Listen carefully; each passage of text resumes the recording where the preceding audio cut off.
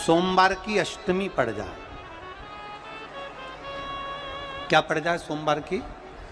जम के बोलो जरा। अष्टमी। या तो सोमवार की अष्टमी पड़ जाए, या हर महीने शिवरात्रि आती है, हर महीने आती है, या तो सोमवार की अष्टमी पड़ जाए या फिर सोमवार की शिवरात्रि पड़ जाए, हर महीने आती है। प्रयास करना। थोड़ा सा दूध, देसी गाय का थोड़ा सा दूध अगर प्राप्त हो जाए, बेलपत्री के पत्ते से दूध कटोरी में लेकर, मात्र बेलपत्री के पत्रे से एक एक बूंद, अगर दूध आप एक बूंद अगर ज्यादा ना मिला हो, एक चम्मच भी अगर आपको दूध देसी गाय का मिल गया हो, और सोमवार की अष्टमी पड़ जाए या सोमवार की, जम के बोलो, शिवरात्रि पड़ जाए, उसमें केवल अगर देसी गाय का दूध मिल जाए, जर्सी गाय का नहीं हो, देसी गाय का अगर दूध मिल जाए, बेलपत्री के पत्ते से, तुम्हारे घर के अंदर अगर शिवलिंग है या मंदिर में शिवलिंग है या तुम्हारे नजदीक में कोई शिवलिंग है, उस पर बूंद बूंद, एक एक बूंद अगर शिवलिंग पर दूध समर्पित कर रहे हो, श्री शिवाय नमस्तुभ्यम, नमः शिवाय, या षडाक्षर मंत्र ओम नमः शिवाय, या 33 अक्षर का मंत्र महामृत्युंजय मंत्र, इसका स्मरण कर कर शिव जी पर देसी गाय का दूध समर्पित कर कर इस बेलपत्री को अशोक सुंदरी वाली जगह पर अगर आप समर्पित कर देते हैं, फिर आप जिस भी चीज के लिए अप्लाई करें, मेरा देवाधिदेव महादेव आपका हाथ पकड़कर खींचकर आगे बढ़ा ही दे। मेहनत करना, कर्म पूरा करना, पढ़ाई अच्छी करना, और पढ़ाई के साथ में विद्या अध्ययन करने के साथ में अच्छी मेहनत के साथ में देसी गाय का दूध भगवान शंकर को समर्पित करना, भगवान शंकर को समर्पित करना, देसी गाय का दूध धीरे धीरे धीरे धीरे समर्पित करना, भावों के साथ आप समर्पित करें। देसी गाय का दूध एक एक बूंद समर्पित करिए, धीरे धीरे समर्पित करें। और देसी गाय का दूध जब धीरे धीरे समर्पित करें, बड़े रास्ते से, आनंद से धीरे धीरे जब आप समर्पित करेंगे, बेलपत्री, वही दूध में सनी हुई बेलपत्र, अशोक डंडी का भाग शिवलिंग की ओर नहीं होना चाहिए, उस समय पर डंडी का भाग जहाँ से पानी बहकर जाता है अशोक सुंदरी की ओर से, वहाँ पर होना चाहिए। कार्य में सफलता मिलती ही है। शिव तत्व को धारण करें। सोमवार की अष्टमी का मतलब आपको इंदौर की कथा में बताया था, जिस दिन शंकर और पार्वती के मिलन का दिवस हो, और केवल एक माता पार्वती के अकेले मिलन का नहीं, 64 योगनियां तक भगवान शंकर से मिलने के लिए आती है। पीला चंदन लगा लेना। कितना लगाना है? बीच वाला जो पत्ता है उस पर पीला चंदन। जब आपको लगे कि मेरा जीवन बहुत कष्टमय है, अब ये रोग, अब ये कष्ट दूर ही नहीं हो रहा, अब ये आए दिन तकलीफ पर तकलीफ बढ़ती जा रही है, आए दिन रोग, बीमारी, पैसा घर में बच नहीं रहा, बहुत कष्टमय जीवन है, इसमें लगाओ पीला चंदन बेलपत्री की बीज पत्ती पर। महाराज, और बीज पत्ती पर जब चंदन लग जाए, लगने के बाद में ये दोनों पत्ती पर लाल चंदन लगा लीजिए। इन दोनों पत्ती के बीच में जो डंडी का भाग होता है, आपको कहा था, आपको स्मरण में होगा शायद, हमने जब बेलपत्री की महत्वता बताई थी तो उस बेलपत्री की महत्वता में कहा था, ब्रह्मा विष्णु महेश ये 3 हैं, बोला था। बीच में ये बड़ी पत्ती से लेकर जो 2 पत्तियां होती हैं, इनके बीच में जो जगह बचती है, इसमें मां पार्वती के 64 योगनियां, मां पार्वती अपनी पूर्ण सिद्धि के साथ में जितनी भी देवी के स्वरूप हैं, वो माता 64 योगनियां देवी के स्वरूप में यहां पर विराजमान होती हैं। 2 पत्ती के नीचे से जो डंडी होती है नीचे तक, ये पूरी डंडी में 33 कोटि देवी देवताओं विराजमान होते हैं इस पूरी डंडी के अंदर।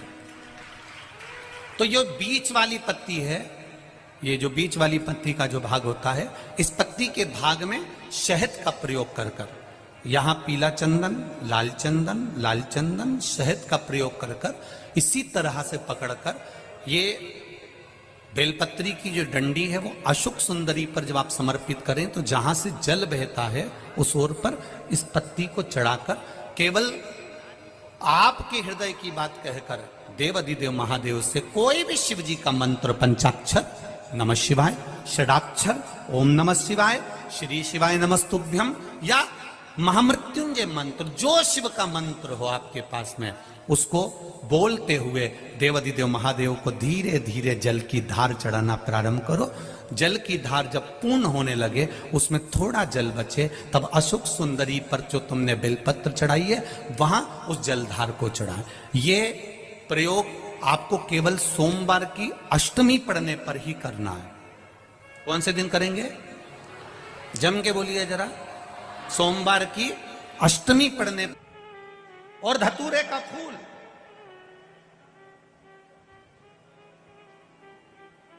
कांटे वाला धतूरा और उसमें लगने वाला एक पुष्प, आस्था चैनल पर आप लोग देख रहे होंगे धतूरे के फूल का दर्शन।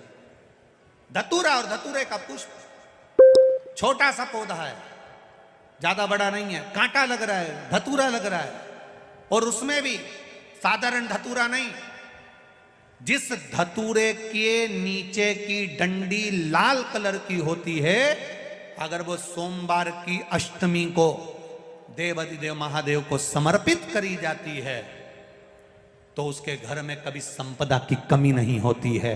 वो धतूरा है, साधारण नहीं है। धतूरे में भी लाल डंडी, जैसे धतूरा गोल होता है उसके नीचे एक छोटी सी डंडी, देखा है आप लोगों ने? अरे देखी कि नहीं देखी बोलो? धतूरा देखा है ना?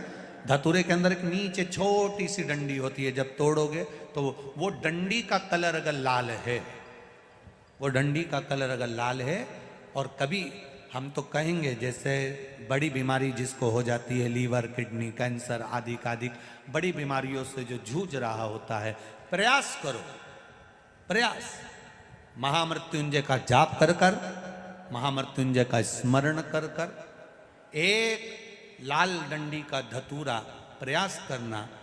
एक धतूरा मिल जाए या 5 धतूरे मिल जाए किसी भी एकांतेश्वर महादेव पर, जो शिव मंदिर एकांत में हो, जहाँ कोई जाता आता नहीं हो। वैसे तो अब बहुत मुश्किल है कि ऐसा मंदिर मिल जाए जहाँ कोई जाता आता नहीं हो, पहले की बात दूसरी है, अब बात दूसरी है।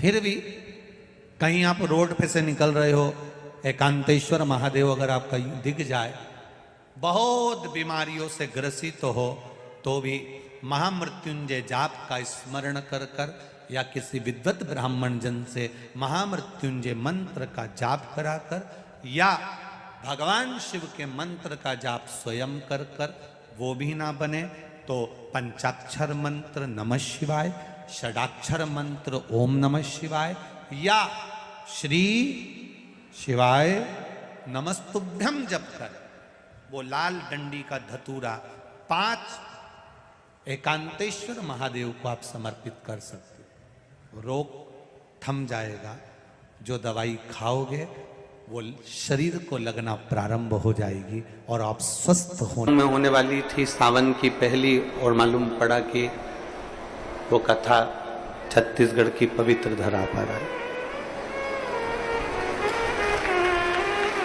अर्थात भजन का बल, भक्ति का बल, स्मरण, ये सब खींच कर लाते।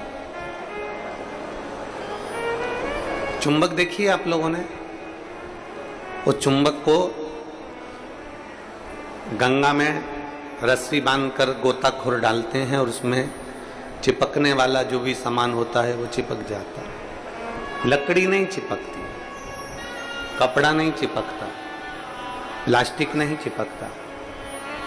वो चुंबक में जो चुंबकीय तत्व होते हैं वही चिपकते हैं।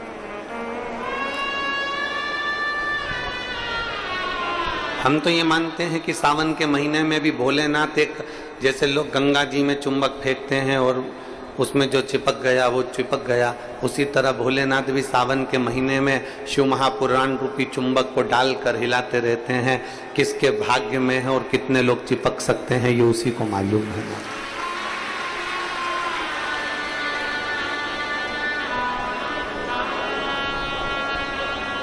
72 साल बाद ऐसा सावन आया है और उस सावन में अगर भगवान की विरल भक्ति हमारे मुख से हो रही है, भजन हमारे मुख से हो रहा है, कीर्तन हमारे मुख से हो रहा है, तो आप और हम तो सब शिव के चरणों के दास हैं।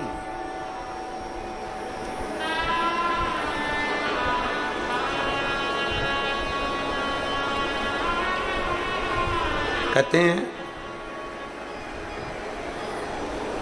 शिव महापुराण की कथा कहती है, नौकरी ऐसी होना चाहिए, सर्विस ऐसी होना चाहिए जहां जाने का मन करे। ऑफिस में तुम बैठते हो और दिन भर क्लेश मचे, फाइल तुम पढ़ते हो और फाइल उठाते से तुम्हारे को मानसिक टेंशन आ जाए, जरा जरा सी बात में चिंता खड़ी हो जाए, तो वो ऑफिस जाने का मन नहीं करता, नौकरी पर जाने का मन नहीं करता। नौकरी ऐसी हो जहां जाने का मन करे और घर ऐसा हो जहां वापिस आने का मन करे। तो समझ, घर में अगर क्लेश हो रहा है, बहुत अशांति हो रही है, बहुत लड़ाई हो रही है, बहुत विवाद हो रहा है, कहीं सास का मुंह फूला रहे, कहीं बहू का मुंह फूला रहे, कहीं बेटे का, कहीं बेटी का, कहीं माँ का, कहीं पिता का, कहीं भाई, कहीं बंधु, इनके मुंह फूले रहे तो घर में आने का मन नहीं करता। पत्नी का दिन भर मुंह फूला रहेगा तो पति का घर आने का मन नहीं करेगा। माँ बाप का अगर मुंह फूला रहेगा तो बच्चों का घर आने का मन नहीं करेगा। नौकरी ऐसी हो जहां जाने का मन करे, मन करे आपका कि मुझे बड़े उत्साह से जाने हैं। एक प्रश्न आपसे पूछते हैं, उम्मीद है कि आप लोग उत्तर अच्छा देंगे। हमने भी पढ़ाई करी, आपने भी पढ़ाई करी, हमने भी विद्याध्ययन करा, आपने भी विद्याध्ययन करा। जब स्कूल में पढ़ते थे, मैथ का सब्जेक्ट आता या साइंस का आता, इंग्लिश का आता, कोई सब्जेक्ट जब सामने आता तो कोई कोई टीचर इतना अच्छा होता था कि उसके सब्जेक्ट में भले मन ना लगे पर उसके सब्जेक्ट में बैठने का मन जरूर करता था। बोलो सही है कि गलत? बोलो सही है कि गलत? और कोई कोई टीचर ऐसा होता था कि उसके सब्जेक्ट में जाने का मन नहीं करता था।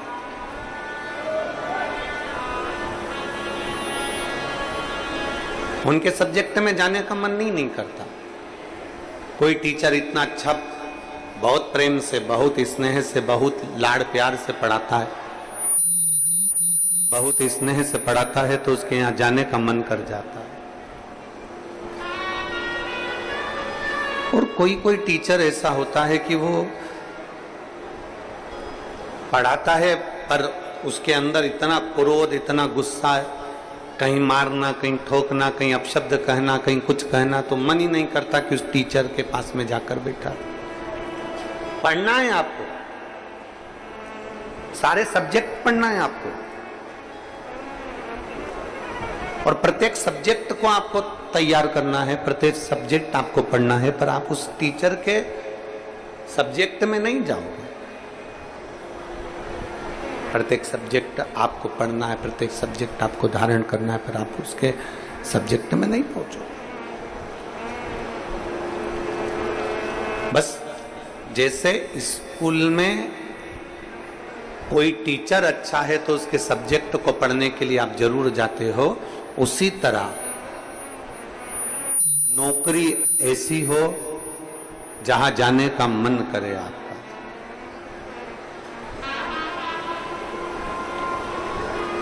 नौकरी ऐसी होना चाहिए जहां तुम्हारा जाने का मन करे, जहां तुम्हारा बार बार मन करे, 5 भी बज जाए ना तो भी मन करे कि थोड़ा आधे घंटे और काम कर लूं, 1 घंटे और काम कर लूं,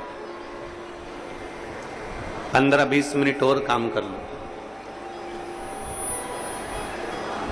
नौकरी अगर अच्छी है तो तुम्हारा जाने का मन बड़ा करेगा और वहां बैठने का भी मन करेगा। तो शास्त्र कहता है कि नौकरी ऐसी हो जहां तुम्हारा जाने का मन करे, और घर ऐसा हो जहां पर सब प्रेम से रहते हो। तो नौकरी से और दुकान से घर आने का मन करे तो समझ लो कि तुम्हारा घर श्रेष्ठ है। तो समझिए कि उसमें तुम्हारी श्रेष्ठता है।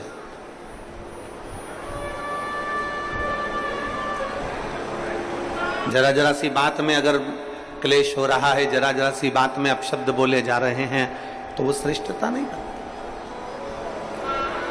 लोरमी वालों ने भी बहुत व्यवस्था कर रखी थी, परंतु कीचड़ इतना है, मिट्टी काली है, पानी पड़ा हुआ है, इसलिए प्रशासन भी उस चीज को हाँ नहीं भर पाया, क्योंकि उनको दिखता है कि इतना लाखों में। अब आप देखिए कि 3 पंडाल बड़े बड़े डूम भरे पड़े हुए हैं, उधर भी बाहर भक्त हैं, उधर भी बाहर भक्त हैं, और इधर देखोगे तो चारों तरफ बाहर पूरे के पूरे भक्त भरे पड़े हुए हैं।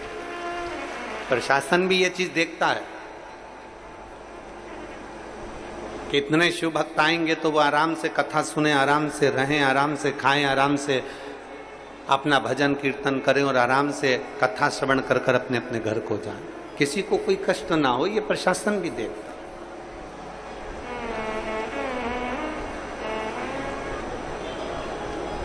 21,600 श्वास में से 21,600 श्वास जो चल रही है, उसमें से जितनी श्वास हम परमात्मा को दे सकते हैं उतना दीजिए। हम जितना भजन कर सकते हैं उतना भजन करें, हम जितना स्मरण कर सकते हैं उतना स्मरण करें। और तेरी कृपा बिना नहीं